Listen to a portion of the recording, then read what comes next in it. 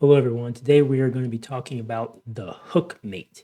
This is one of my favorite mates personally. I don't really know why, it just is. So, in the position on the board, the hook mate is simply if white moves rook to d8, checkmate. In this position, the rook is obviously attacking the king, and the king cannot move up because the rook would still attack it. It cannot take the knight because the pawn is protecting it, and they can't move to e6 because the pawn is attacking that square.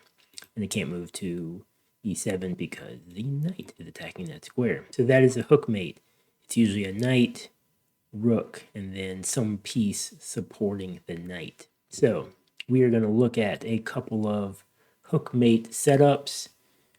Normally I start from the very beginning of the games, but these are some long games, so I just wanted to show you the last couple of moves, and then we can examine when the hook mate is going to show up.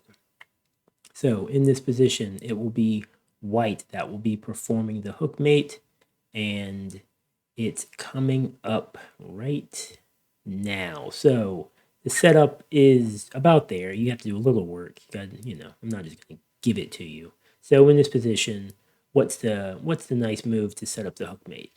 We're going to look at it, and it's going to be queen takes bishop, right? Check. So when the king takes, the follow-up with the rook, check, and if the king was to go to d7, you simply hookmate him in the middle of the board. And if he tried to run to b7, it's the same checkmate. Hookmate, pawn, knight, rook. Okay, second example. Again, game's already about halfway through. We'll watch a couple of moves, and then we'll see when the hookmate decides to show up.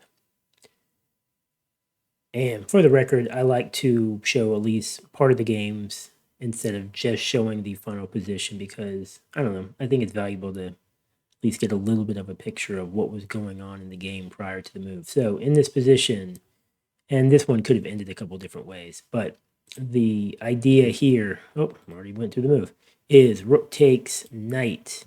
So a couple of options, white can take a couple different ways, but let's say that white, for the purposes of this video, let's say that white takes on d1, then what's black's move?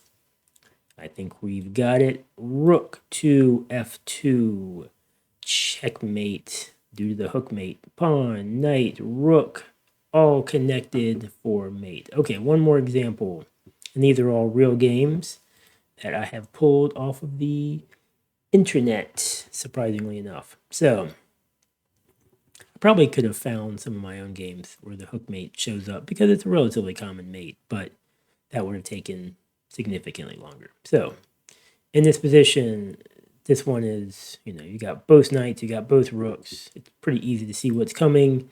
In this position, you simply move rook to g7, and you see that in this case, black resigns because where can the king go? Can't go anywhere, so he has to block with rook, and then we just take the rook. Checkmate. In this case, the knights are actually supporting each other and supported by a pawn, and the rook comes in for checkmate. So that is the hook mate. Not a fancy name, but I think it thinks it looks like a hook. Is that a hook? That's like the worst hook ever. Anyway, fun mate. You can use it in your games. It'll show up. There are some mates that almost never show up in a real chess game. The hook mate will show up, especially if you're on the look for it. So I hope you learned something about that mate, and maybe it will give you a victory in one of your games. Thanks for watching.